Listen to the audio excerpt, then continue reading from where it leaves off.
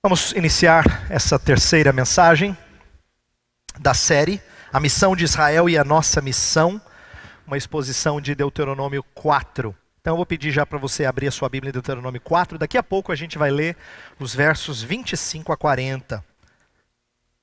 Daqui a pouco a gente lê o texto. Mas eu quero começar relembrando, já que eu preguei no início de agosto, portanto já faz um tempinho que eu estava nessa série, e aí fizemos um intervalo com a vinda do reverendo João Marcos, e domingo passado a pregação do reverendo Jailson. Então agora estou retomando para a última mensagem dessa série, e eu quero que você preste atenção nessa revisão, para que a gente adentre a mensagem de hoje. O que eu falei em domingos passados é que Deuteronômio significa repetição da lei. Por que isso? Porque Deuteronômio na verdade não é uma história longa, mas são uma série de sermões, de mensagens que Moisés proferiu ao povo antes de entrar na terra prometida. Se você conhece a história do Êxodo, você sabe que quando Moisés conduziu o povo para fora do Egito, rumo à terra prometida, à terra de Canaã, o povo não foi direto para lá. Ele poderia ter chegado lá em meses, mas ele passou 40 anos no deserto como castigo de Deus por causa da incredulidade do povo. O povo achava que Deus não ia conseguir fazer o povo entrar lá, afinal de contas tinham gigantes, tinham muitos perigos na nova terra, e essa geração temeu, mesmo depois de ter visto as 10 pragas, mesmo depois de ter visto o mar se abrir, mesmo depois de maná cair do céu dia após dia, o povo ainda assim se mantinha incrédulo, e por isso ficou 40 anos no deserto, até que chegou uma nova geração, já tinha morrido aquela, uma nova geração chega na entrada, na porta, pronto para entrar na terra, e aí Moisés não vai entrar. Deus impediu Moisés de entrar, eu mencionei isso na mensagem anterior, mas ele faz questão de dar um resumo daquilo que Deus havia ensinado por intermédio dele, Moisés. Então ele vai repetir a lei, ele vai contar algumas histórias e também relembrar algumas leis, preparando essa geração para entrar na terra e agir em conformidade com a palavra de Deus.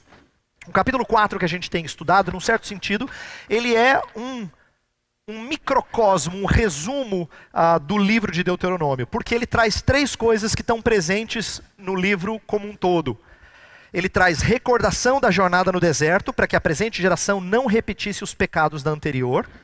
Então ele diz, olha, foi isso e isso que aconteceu lá atrás, não repitam.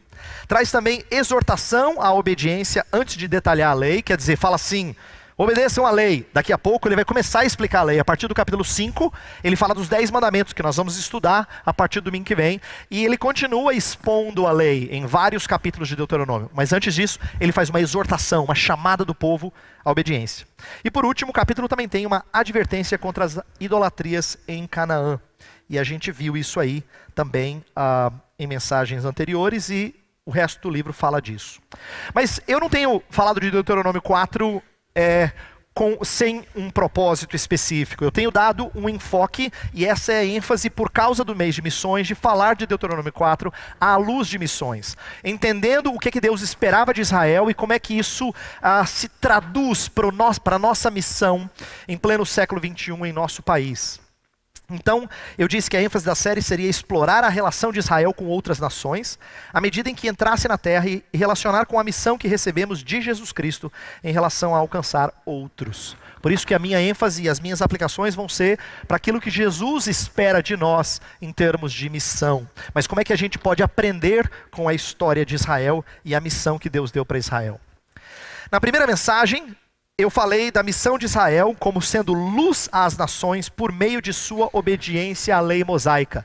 Deus queria que Israel fosse como um farol e que ele brilhasse por intermédio de obediência à lei.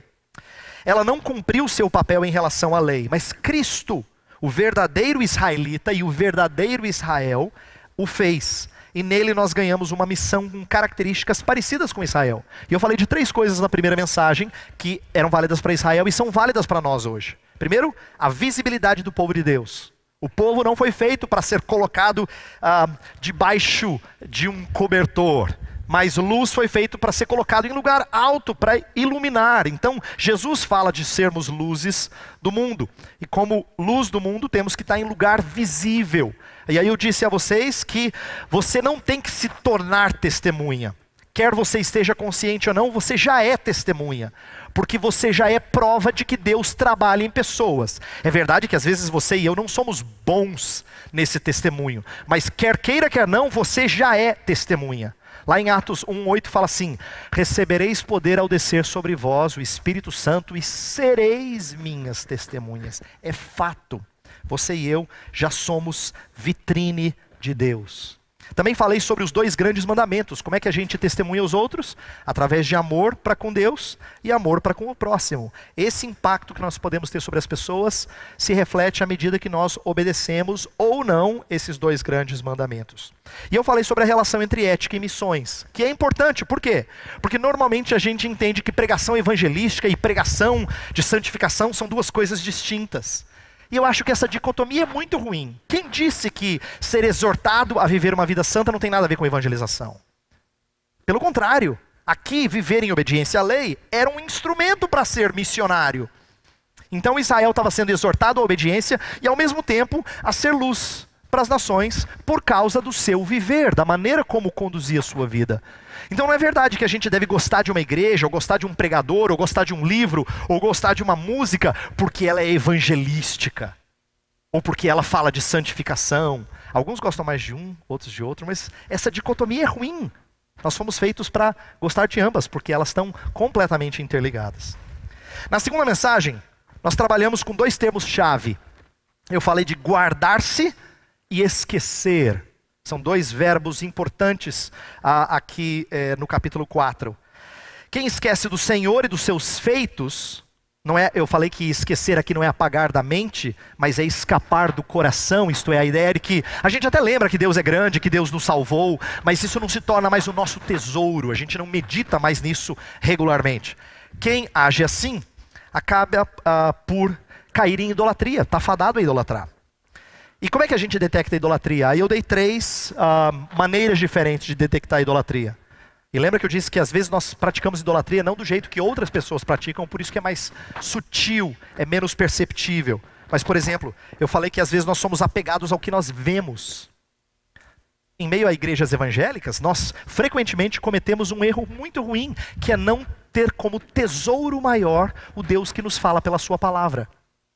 Tanto é que, vez por outra, você ouve alguém e talvez você diga isso. Ai, foi tão especial aquilo de extraordinário que aconteceu na nossa vida. Enquanto que todo domingo, eu disse isso aqui, todo domingo, o Deus vivo fala com você. Não tem coisa mais extraordinária do que ser ouvinte do Deus vivo falando. Isso tinha que ser o nosso tesouro. Nós tínhamos que ser apegados a isso, mas infelizmente a gente gosta daquelas coisas que provam Deus, aquelas experiências que parecem que suplantam a palavra. Uma outra maneira de nós detectarmos idolatria é quando a gente compartimentaliza a nossa vida. Eu disse que às vezes a gente entende assim que a igreja é muito importante, sabe? Porque eu tenho que cuidar da minha vida espiritual. Graças a Deus as outras áreas estão bem cuidadas, mas a vida espiritual, a igreja tem que dar um jeito. Como se nossa fé tivesse a ver só com a vida espiritual. Errado. Porque a maneira como você se relaciona com Deus afeta necessariamente as outras áreas. Então não é verdade que os profissionais cuidam de outras áreas e a igreja cuida do espiritual. Espiritual não é um compartimento da sua vida. O que você crê determina quem você é. A maneira como você trabalha, a maneira como você se relaciona com a sua família e assim por diante. Então, aquilo que a gente prega aqui não é para cuidar do espiritual. Quando a gente fala assim, a gente está dizendo que Deus é muito importante para uma área. E para outras áreas tem outros que são importantes. Isso é idolatria. Isso é idolatria. E outras fontes de felicidade e segurança também, quando a gente procura por amor até de formas ilícitas. Ou procuramos por dinheiro de forma idólatra, carreira, e confiamos nisso de maneira exagerada, nós idolatramos. Então, eu disse que o mediador morre por causa da idolatria do povo, a fim de que o povo entre na terra e tenha vida. Moisés falou isso. Moisés disse assim, eu não estou entrando na terra por vossa causa. Não é que ele está, talvez tenha um elemento ali de tristeza, porque ele gostaria de entrar na terra, ele é homem, claro que ele gostaria de entrar na terra. Se eu estivesse no lugar dele, eu também me sentiria frustrado. Mas o que ele quer dizer é, foi por causa dos pecados de vocês que eu acabei caindo em pecado também. E é fato, o povo estava idolatrando. Mas aqui tem uma relação muito interessante com a pessoa de Jesus Cristo. Jesus Cristo é aquele que morre por idólatras, a fim de que eles entrem na terra e tenham vida. Então o mediador sempre funciona assim. Ele morre por idólatras, a fim de que esses idólatras sejam purificados, entrem na terra e tenham vida. A última mensagem é intitulada A Aliança da Graça e a Missão. E agora eu quero ler o texto de Deuteronômio 4, eu vou pedir para você acompanhar, versos 25 a 40. Diz assim: quando vocês tiverem filhos e netos, e já estiverem há muito tempo na terra, e se corromperem e fizerem ídolos de qualquer tipo, fazendo o que o Senhor, o seu Deus, reprova, provocando a sua ira, invoco hoje o céu e a terra como testemunhas contra vocês de que vocês serão rapidamente eliminados da terra, da qual estão tomando posse ao atravessar o Jordão. Vocês não viverão muito ali, serão totalmente destruídos. O Senhor os espalhará entre os povos, e restarão apenas alguns de vocês entre as nações, às quais o Senhor os levará. Lá vocês prestarão culto a deuses de madeira e de pedra, deuses feitos por mãos humanas, deuses que não podem ver, nem ouvir, nem comer, nem cheirar. E lá procurarão o Senhor, o seu Deus, e o acharão, se o procurarem de todo o seu coração e de toda a sua alma.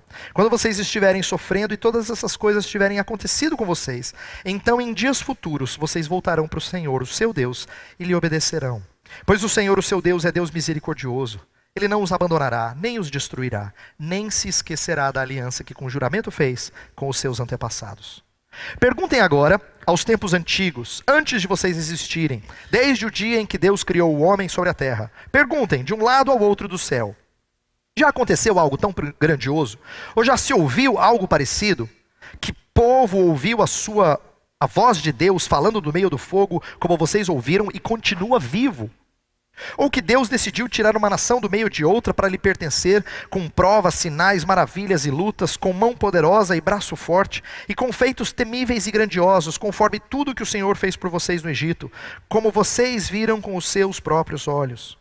Tudo isso foi mostrado a vocês para que soubessem que o Senhor é Deus, e que não há outro além dele. Do céu ele fez com que vocês ouvissem a sua voz, para discipliná-los. Na terra, mostrou-lhes o seu grande fogo, e vocês ouviram as suas palavras vindas do meio do fogo. E porque amou os seus antepassados e escolheu a descendência deles, ele foi em pessoa tirá-los do Egito com o seu grande poder, para expulsar de diante de vocês nações maiores e mais fortes, a fim de fazê-los entrar e possuir com herança a terra delas, como hoje se vê. Reconheçam isso hoje, e ponham no coração que o Senhor é Deus, em cima nos céus e embaixo na terra. Não há nenhum outro. Obedeçam aos seus decretos e mandamentos que hoje eu lhes ordeno, para que tudo vá bem com vocês e com os seus descendentes, e para que vivam muito tempo na terra que o Senhor, o seu Deus, lhes dá para sempre. Eu quero começar chamando a atenção para algo que está aqui no texto, que é muito curioso, que é o seguinte: Deus traz uma palavra no início do texto que eu li, que mostra algo de declínio no futuro. Esse texto pode ser uma advertência ou uma previsão, ou ambos. Versos 25 a 28, Deus fala basicamente o seguinte: que o povo fala assim: quando vocês caírem e procurarem outros deuses e tal, e começa a descrever a idolatria. A pergunta é: Deus está falando que vai acontecer, ou Deus está dizendo, olha, se acontecer, melhor que não aconteça, que se acontecer? Deus está dando uma advertência, ou Deus está prevendo isso? Alguns estudiosos, a maioria deles, diz que os versos 25 a 28 são uma advertência a Israel, quanto a juízo decorrente da idolatria. E eu creio que existe um elemento de advertência sim, porque várias vezes Deus fala de juízo na sua palavra, mas esse juízo nunca é certo e inevitável, ele sempre é condicional. Vou dar um exemplo bem conhecido. Você que já tem alguma familiaridade com a Bíblia já deve ter ouvido esse exemplo. No livro do profeta Jonas, aquela história daquele profeta que é engolido pelo peixe, depois é vomitado, vai lá para Nínive e fala que Deus vai trazer juízo. Aquele juízo não é executado. Por quê? Porque o povo de Nínive, os ninivitas, eles se arrependem diante do Senhor. Então quando Deus profere juízo na sua palavra, ele profere sempre um juízo condicional. Isto é, se vocês se arrependerem, Raras vezes, e existem momentos em que o juízo não é condicional. Principalmente no livro do profeta Jeremias tem exemplos assim. Mas quase todos eles são condicionais. Portanto, quando Moisés fala assim, ó, quando você acontecer isso, é como se você estivesse falando para o seu filho, ou para a sua filha, ou para o seu neto, para a sua neta. Dizendo assim, ó, quando você crescer e começar a falar que o papai e a mamãe são chatos por causa disso, daquilo, você está querendo dizer assim, ó, cuidado. Mas ao mesmo tempo que é uma advertência, quem conhece a história de Israel sabe que esse texto é uma previsão. Parece que Deus está dando um script assim, tintim por tintim do que vai acontecer. Vocês vão entrar na terra e vocês vão idolatrar e vai acontecer assim, né? Exatamente o que aconteceu em Israel. Nesse sentido, nós que conhecemos a história, vemos aqui uma espécie de previsão do futuro fracasso de Israel. Por quê? O resto do Antigo Testamento vai mostrar um povo que entra na terra e nunca está bem na terra. Tem momentos que dá um pouquinho melhor, mas nunca bem, nunca. No livro de Juízes, eles sempre voltam à idolatria, Deus traz castigo, parece que vai aprender, mas não, volta à idolatria de novo. Depois começa o período dos reis, aí você fala assim, não, com o rei vai ser bom. Mas aí passa um pouquinho de tempo, o reino já racha e já começa a cair em idolatria de novo. Até que Deus leva o povo para o cativeiro babilônico por causa de idolatria. Constante fracasso de Israel. E o que Deus faz? Deus coloca testemunhas longevas e abrangentes para confirmar a rebeldia de Israel. No verso 26, Deus fala assim, ó, invoco hoje o céu e a terra como testemunhas contra vocês, de que vocês serão rapidamente eliminados da terra. O que Deus está fazendo aqui? Deus está chamando céu e terra por duas razões. Primeiro que céu e terra são abrangentes, isto é, em todo espaço, em todo lugar do planeta, as pessoas podem testemunhar do fracasso de vocês. E céus e terra são duráveis. Durante toda a história eles permanecem. É claro que eles não são gente. É um discurso retórico, em que Deus vai proferir juízo com o testemunho de céu e terra, que podem confirmar que Israel cairá em idolatria. Essa é uma maneira comum de povos, só que povos passados, quando faziam isso, se referiam a céu e terra como se fossem deuses. Não é o caso dessa história bíblica. No entanto, céus e terra funcionam como testemunhas desse fracasso de Israel. A tristeza desse fracasso é que aquele povo que havia sido chamado para ser o paradigma, iria ao fracasso. Então aqui o paradigma se diluiu. A linguagem de morte, destruição e separação da terra aponta para o fracasso de Israel em face a um pacto legal, isto é, um pacto de obras. Deixa eu explicar isso aqui. Quando Deus criou o homem, lá no jardim, Deus fez um pacto de obras com Adão, isto é, ele proferiu a Adão que deveria viver de maneira íntegra. E no dia em que ele desobedecesse e comesse do fruto proibido, ele morreria. Os teólogos de nossa igreja costumam dizer que esse era uma prova por algum tempo, mas Adão não passa nessa prova e fracassa no chamado pacto de obras. O que a gente percebe no período de Moisés é que existe um elemento parecido, não é a mesma coisa, mas parecido com esse pacto inicial com Adão, que acontece em Israel no Antigo Testamento. Isto é, leis foram dadas e se essas leis fossem desobedecidas, Deus traria castigo. Por exemplo, se você for com a sua Bíblia para o capítulo 28 de Deuteronômio, mesmo livro que a gente está estudando, capítulo 28, lá fala assim, essas são as bênçãos para aqueles que obedecerem. Aí Deus fala, se vocês obedecerem eu vou fazer isso. Depois, a partir do versículo 15, começam as maldições daqueles que desobedecessem. Então no capítulo 28 tem bênção se você obedecer e maldição se você desobedecer. O que a gente percebe aqui? Parece um elemento legal em que se você está de acordo com a lei, Deus cuida de você. Se você não está de acordo com a lei, você recebe a maldição de Deus. Isso é assustador, mas a gente percebe isso no decorrer do Antigo Testamento. Essa esfera legal da lei mosaica, do pacto mosaico. A ironia disso tudo e a tristeza que a gente pode ressaltar é que o povo que deveria ser luz às nações acaba sendo apagado entre as nações, não é? Porque a história vai mostrar no Antigo Testamento que Israel, que tinha que ser colocado como farol, murcha, apaga, perde o seu diferencial e acaba bebendo e permitindo que outras influências moldem a sua conduta. Porém, há uma notícia boa nesse texto que eu estou estudando com vocês. É que ele mostra que a dispensação mosaica não é restrita ao aspecto legal. O que eu quero dizer com isso? Não é verdade que Deus só abençoa o povo a partir de Moisés e da lei que foi dada lá no início da história. Não é verdade que Deus só abençoa o povo quando o povo é obediente. Existe um elemento de graça presente na história do Antigo Testamento, que faz com que o povo receba de novo a bênção do Senhor quando se volta a Ele em arrependimento. Por isso que a gente diz que o pacto de Moisés, ele tá dentro de uma dispensação de graça, de um pacto de graça. Veja só, o verso 29 a 31, eu amo esse texto, porque esse texto reforça essa ideia de arrependimento e redenção. Deixa eu ler de novo esse texto com vocês. Versos 29 a 31. Fala que quando eles estivessem numa terra espalhados por Deus, por castigo por terem idolatrado, lá nessa terra distante, procurarão o Senhor o seu Deus e o acharão, se o procurarem de todo o seu coração e de toda a sua alma.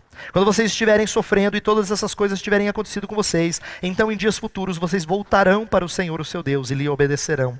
Pois o Senhor o seu Deus é Deus misericordioso. Ele não os abandonará, nem os destruirá, nem se esquecerá da aliança que com juramento fez com os seus antepassados. Olha que interessante. Lembra que eu disse que na mensagem anterior, um dos verbos que eu destaquei é a ideia de esquecer, que a gente tem que tomar cuidado para não se esquecer de Deus, e eu não estou falando de problema de memória. Tá? Não estou falando de amnésia aqui. Eu estou falando de você saber as coisas de Deus, mas isso não ser mais o seu tesouro, isso não permanecer no seu coração como algo forte e importante. Por isso que eu falei de escapar do coração. Pois bem, o povo esquece do Senhor, mas o Senhor não se esquece da sua aliança. É isso que o texto reforça. A ideia de que o Senhor não é um Deus que se esquece. Veja lá, Deus promete ouvir o povo penitente, pois diferente dos homens, Deus não se esquece da sua aliança. Essa promessa foi o fundamento de clamores futuros. Eu amo Daniel 9 e um dos primeiros estudos que eu dei aqui para o grupo que virou a base da nossa igreja foi um estudo sobre oração em Daniel 9. Daniel 9 é uma oração linda, porque Daniel chega diante de Deus e fala assim: Senhor, Tu nos livraste lá do Egito, né? Lembra de fazer de novo o que o Senhor fez, a tua redenção lá atrás. O que Daniel está dizendo é o seguinte: Daniel, para quem não sabe, Daniel era um profeta que junto com o povo foi levado cativo para a Babilônia. Então, boa parte dos judeus ficou lá muito tempo, 70 anos. E no final desses 70 anos, Daniel está lendo os profetas, especificamente o profeta Jeremias, e ele fala assim, ele lê um texto que lhe chama a atenção para ele pedir que Deus liberte o povo. E aí como é que ele ora? Do jeito que Deuteronômio 4 nos ensina. Ele se volta para o Senhor, se arrepende e pede que o Senhor se lembre do povo. E o Senhor se lembra do povo. Porque logo depois dessa oração, o povo é libertado por decreto do rei da Pérsia chamado Ciro. Então, quando Deus fala que Ele vai se lembrar da aliança, é porque Ele sabe que em meio ao seu tropeço, Ele espera que você se volte para Ele em arrependimento. Tem uma coisa muito interessante da aliança da graça que eu preciso ensinar para vocês. Pode parecer contraditório, mas eu espero ser claro agora. É que no nosso relacionamento com Deus, naquilo que a gente chama de pacto da graça, é uma aliança que é baseada não no nosso desempenho, mas na graça de Deus, existe um elemento de condicionalidade ao mesmo tempo que ele é incondicional. Deixa eu explicar porque parece que eu estou falando algo contraditório. Ele é ao mesmo tempo condicional e incondicional. O que isso significa? Quando Deus faz uma aliança conosco, não é verdade que Ele não exige nada de nós, Ele exige respostas de nós. Por exemplo, Ele não fala assim, ser fiel até a morte e eu te darei a coroa da vida. Ele está pedindo que você seja fiel. Ele fala assim, se confessardes os vossos pecados, Ele é fiel e justo para vos perdoar os pecados. Ele está pedindo que você confesse o pecado. Ele pede que nós sede santo como vosso Pai é santo. O tempo todo Deus pede respostas de nós. Respostas à sua atuação na nossa vida. Então fé, arrependimento, obediência são, num certo sentido, condições. Não condições prévias, atenção. Deus não fala assim, tô te esperando, hein? Se você for obediente esse ano, você vai ganhar presente do Papai Noel no final. Não é assim que Deus age com a gente. É uma aliança de graça. Mas Deus não fala assim, fica à vontade, viva como você quiser. Estou aqui para cuidar de você, não importa bobagem. Deus não quer que você não responda a Ele. Presta atenção, Deus é um Deus zeloso. A gente leu esse verso na mensagem passada. Verso 24, o último verso da mensagem passada, fala assim, que Deus é Deus zeloso.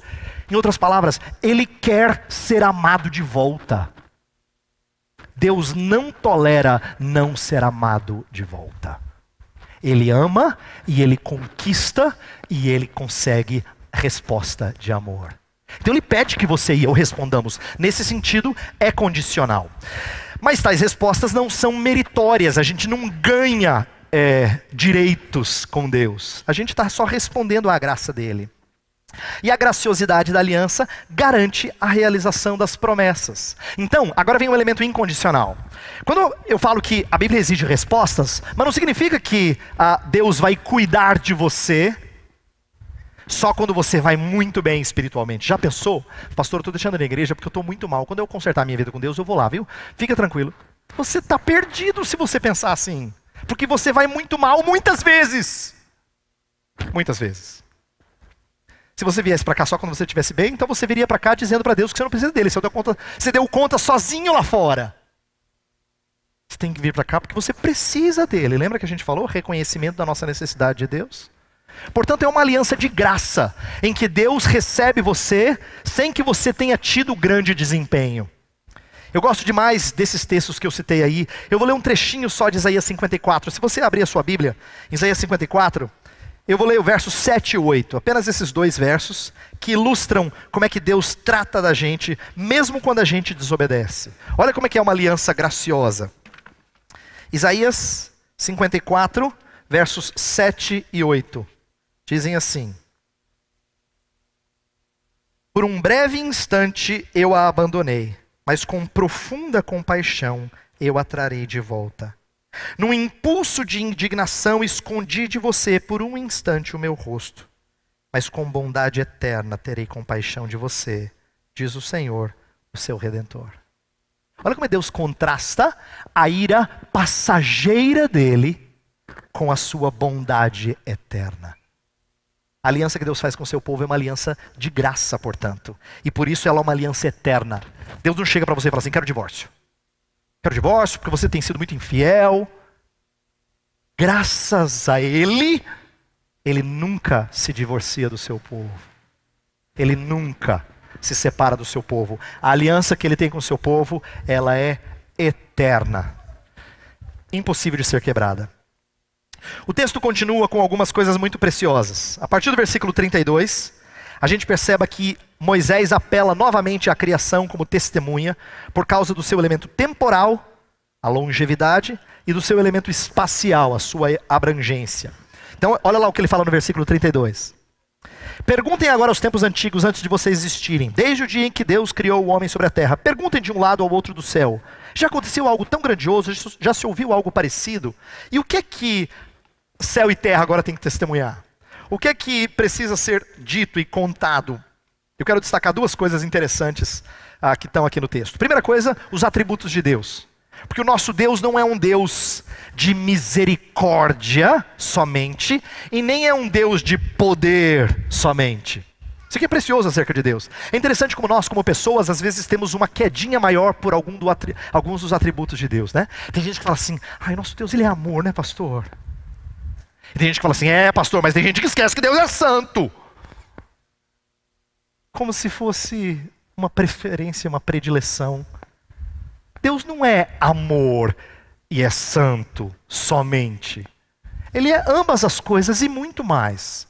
O texto destaca duas coisas aqui que são preciosas para o povo de Deus em relação à saída do deserto. Misericórdia e poder. Por quê? Porque Deus falou com o povo e o povo não morreu. É o verso 33. Quem já ouviu falar de um povo, que é isso que Moisés está relatando aqui, que Deus falou diretamente com eles e eles não morreram? Eu queria que você parasse e pensasse sobre isso. Em quão impressionante é você ouvir aquele que é fogo consumidor falando com você. E você não morre. Isso é impressionante. Porque em tempos antigos, quando as pessoas tinham contato com esse Deus grandioso, eles achavam que ia morrer. Isaías falou assim, ai de mim, estou perdido. Porque sou homem de lábios impuros e habito no meio de um povo de impuros lábios, e os meus olhos viram o Senhor. Vou morrer, estou perdido. João, quando viu Jesus Cristo ressurreto lá no livro de Apocalipse, cai como que morto. Pedro, quando viu Jesus Cristo falar que tinha que jogar a rede para pescar, e veio aquele tanto de peixe, ele falou assim: retira-te de mim, porque sou pecador, eu não aguento ficar perto do Senhor. Esses homens sabiam que Deus é tão santo, que ouvir Deus falar seria possível morrer. Mas eles ouvem agora essa notícia de que Deus é misericordioso, Deus falou com eles, eles não morreram. Tem mais, que Deus tira um povo do meio de outro povo com sinais tão grandiosos. Está falando da libertação do Egito. E aí Deus revelou o seu poder. Deus tirou Israel do meio do Egito, em meio a muitos sinais, maravilhas e prodígios. E assim os atributos de Deus foram evidenciados. Por quê? Para que a gente visse a sua singularidade. Por isso que o texto continua dizendo que Deus é único, não há outro igual a Ele. Deus é quem se mostra singular ao povo. Nossa fé, portanto, não está calcada em dedução, mas em revelação do alto. Veja por que eu estou dizendo isso. Verso 36, fala assim: do céu Ele fez com que vocês ouvissem a sua voz para discipliná-los. Na terra, mostrou-lhes o seu grande fogo, e vocês ouviram suas palavras vindas do meio do fogo. Isto é, sabe por que vocês são privilegiados? Não é porque vocês encontraram a Deus, é porque Deus encontrou vocês. Deus falou com vocês. Ele está revelando um lado em que Deus se chegou a eles. Do céu vocês ouviram a sua voz, e na terra vocês viram os seus feitos. Deus está se mostrando singular ao povo. E aqui eu quero fazer uma aplicação. Nosso único diferencial é de termos sido alvos da graciosa revelação de Deus. Lá em Mateus 13 tem uma história muito bacana em que, lindo esse texto, eu acho muito fantástico, porque Jesus Cristo está exercendo o seu ministério e de repente começa a contar parábolas. E os discípulos perceberam que foi uma mudança de estratégia, por assim dizer. Então eles chegam para ele e falam assim: Senhor, por que contas parábolas? Aí ele vai mostrar que as parábolas abrem o entendimento de uns e acabam escondendo a verdade de outros, e explica uma série de coisas até que ele chega para os discípulos e diz assim: mas vocês são bem-aventurados, porque muitos do passado quiseram entender e ver essas coisas que vocês veem, mas não viram. Então vocês são bem-aventurados. Eu pego esse texto para lembrar a você que o diferencial seu para outra pessoa não é porque você é gente boa, não é porque você é exemplar na sua obediência a Deus, é porque você foi alvo da revelação dele. Ele falou com você. Ele falou com você. Então quando você fala com as pessoas e elas dizem assim: mas você acha que você é melhor do que eu? Você fala: não, inclusive não sou. É possível que eu seja pior que você. A razão de eu estar falando com você de Jesus é porque ele falou comigo, e eu queria que ele falasse com você também. Ele se mostrou a mim, e eu queria que ele se mostrasse a você. Nosso diferencial, repito, não é a nossa conduta perfeita, exemplar. Embora eu gostaria que fosse. Muitas vezes eu me frustro com o meu desempenho, e eu sei que você se frustra com o seu. Mas ainda assim você tem um diferencial. Deus falou com você. Mas Deus exige resposta à sua graça. E o final do texto vai mostrar que a obediência para adquirir vida longa na terra é esperado pelo Senhor. Mesmo com o fracasso de Israel, Deus não levanta o povo e fala assim: tudo bem, agora você está liberado de obediência. Deus continua salvando pessoas e dando a eles a tarefa de obedecerem. E Deus faz isso comigo e com você também. Lembra daquela mulher que havia praticado adultério? E aí Jesus fala assim: quem não tem pecado, atire a primeira pedra. E aí o texto diz que todos deixaram a pedra cair. Jesus não chega para ela e fala assim: pode ir. Ele fala: vai e não peques mais. Deus sempre chama o seu povo novamente à obediência. Sempre. E é isso que eu acho extraordinário. Sabe por quê? Eu e você, quando a gente relaciona com pessoas e alguém passa a perna na gente ou faz alguma coisa que nos fere, você já percebe como você se relaciona com essa pessoa com o pé atrás? Gente, né? Deus não faz assim com você. Você foi desleal para com ele várias vezes. O que ele faz? Ele chama você e fala assim: vai e não peques mais. Ele recebe você na casa dele, como se você nunca tivesse ofendido a ele, quando na verdade você e eu ofendemos a ele todo o tempo. Mas ele recebe você. Ele convida você para comer ao redor da mesa dele. Ele recebe você. E ele chama você e eu a uma vida de obediência. Mesmo com o fracasso de Israel, a obediência como missão não seria abandonada. É importante eu destacar isso. Isso aparece várias vezes em Deuteronômio. Deuteronômio é a repetição da lei, não é à toa. Deus sabe que o povo já falhou, mas ele quer continuar chamando o povo a viver de maneira limpa, de maneira reta. Deus sempre chama o seu povo a isso. A constante chamada de Deuteronômio à obediência e compromisso com o Senhor ensina-nos que Israel vivia sob um pacto legal. Esse elemento legal foi exterminado em Cristo. Não estamos mais debaixo da lei, sim da graça. Porém, os elementos legais do pacto mosaico sob a aliança da graça ainda nos ensinam como Deus nos restaura para a obediência. Nossa obediência evidencia a transformação graciosa de Deus. O que eu estou querendo dizer aqui é que Deus nos recebe quando nós, arrependidos, nos achegamos a Ele. E Ele, repito, não diz tudo bem. Ele diz, vai e não peques mais. E essa chamada à obediência é testemunho. Por quê? Porque Deus vai dizer de novo, eu continuo usando você como instrumento de transformação minha. Quando o reverendo Sebastião deu o testemunho aqui na frente do projeto Aliança, ele falou de pessoas que são dependentes químicas. E essas pessoas têm razões de sobra para você não confiar nelas. O dependente já caiu. 1, 2, 3, 4. Mas a misericórdia do Senhor, mostrado a essas pessoas por intermédio das nossas vidas, dos instrumentos que Ele falou, é de que a gente trata como se nunca tivesse caído. E sabe o que é fantástico? Quando alguém diz assim, eu estou limpo, a gente deveria, se não faz, deveria, tratar essa pessoa como se nunca tivesse caído. Isso aqui é fantástico. É que ela pode ter caído várias vezes, mas a transformação é evidência da obra do Senhor na vida de alguém. E tem que ser assim em relação aos nossos pecados também.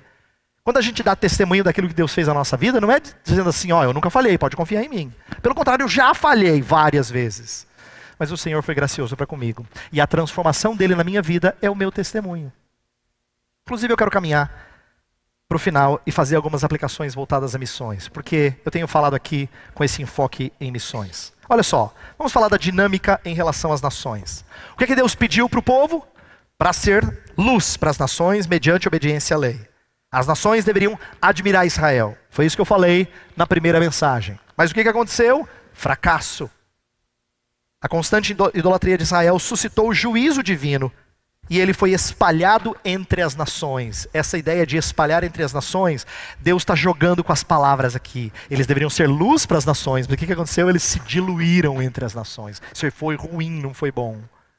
Eles se perderam, eles se camuflaram negativamente, isto é, eles deixaram com que os ditames das nações ditassem a vida deles.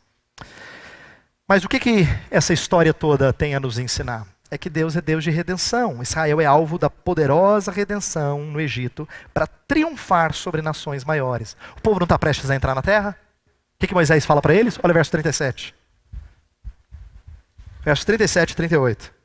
E porque amou os seus antepassados e escolheu a descendência deles, ele foi em pessoa tirá-los do Egito com o seu grande poder, para expulsar diante de vocês nações maiores e mais fortes, a fim de fazê-los entrar e possuir como herança a terra delas, como hoje se vê.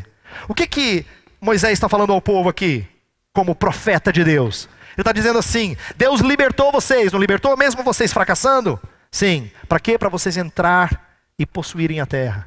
Expulsarem as nações que não pertencem àquela terra. Mas vocês vão fazê-lo de tal forma a serem testemunhas às nações. Pode parecer estranho isso, porque eles conquistariam a terra. Mas você lembra que aquelas nações que estavam dispostas a se curvar diante do Senhor eram recebidas. Por exemplo, Raabe era de outra nação. E quando o povo está para enfrentar Jericó, ela fala assim, eu quero adorar o seu Deus. Então tá bom, então venha. Raabe foi recebida por quê? Porque ela estava se sujeitando a esses grandes feitos de Deus.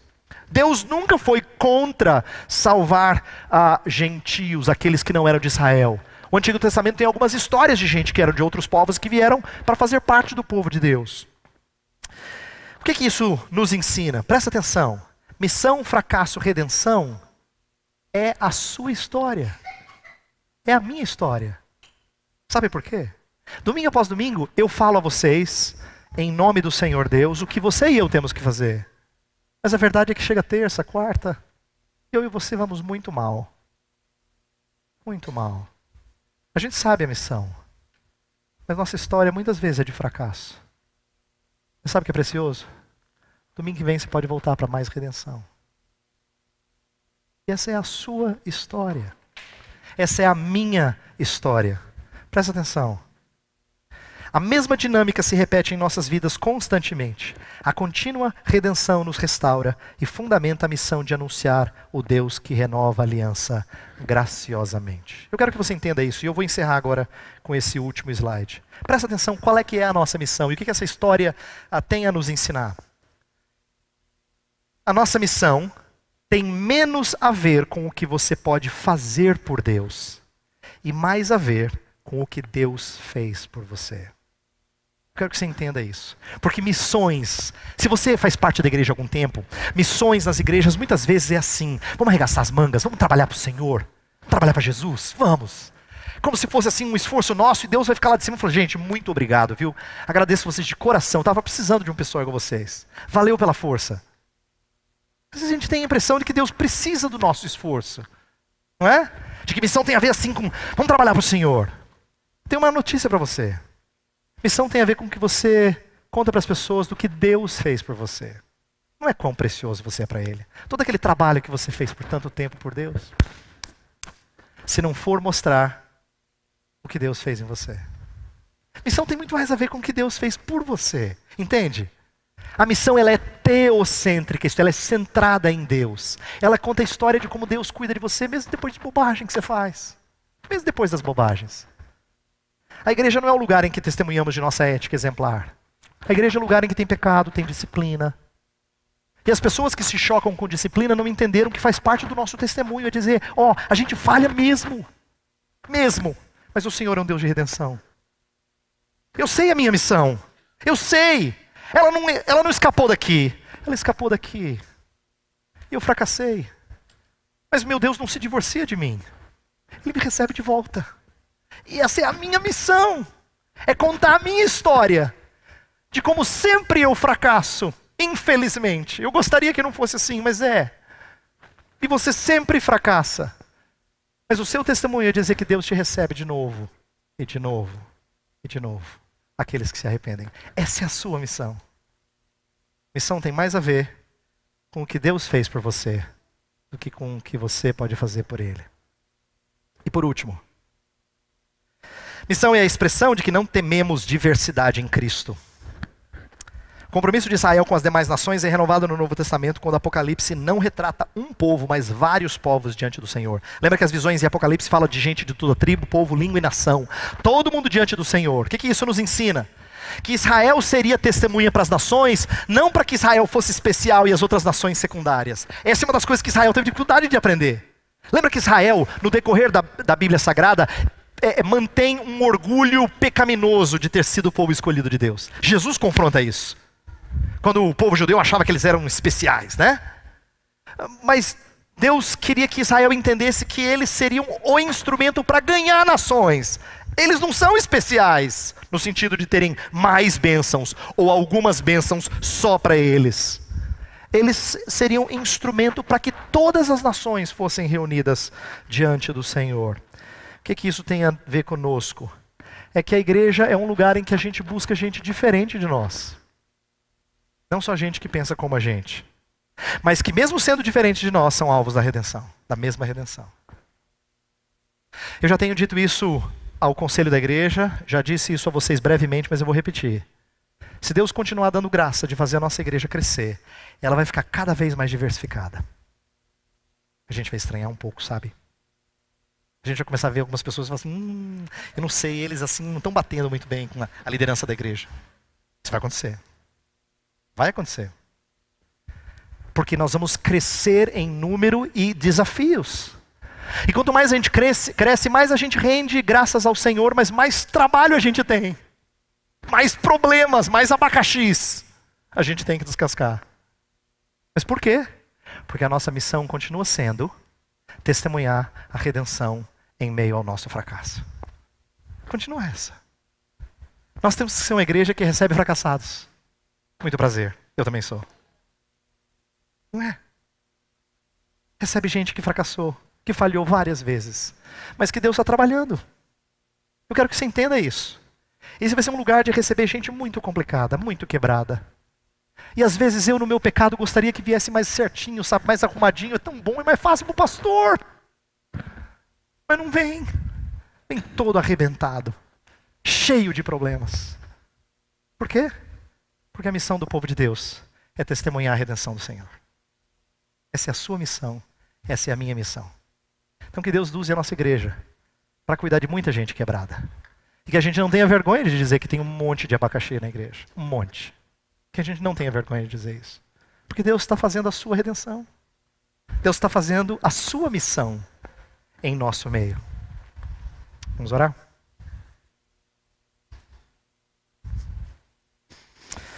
Pai do céu, nós estamos aqui reconhecendo que o Senhor nos dá diretrizes muito claras, mas nem sempre nós as obedecemos. A nossa história é bastante semelhante ao fracasso de Israel. Semana após semana, Senhor, nós erramos. Nós dizemos para o Senhor que não faremos mais, mas a gente volta a pecar. Nós falhamos em nossa incredulidade, em nossas ansiedades, em nossos pecados de omissão e comissão.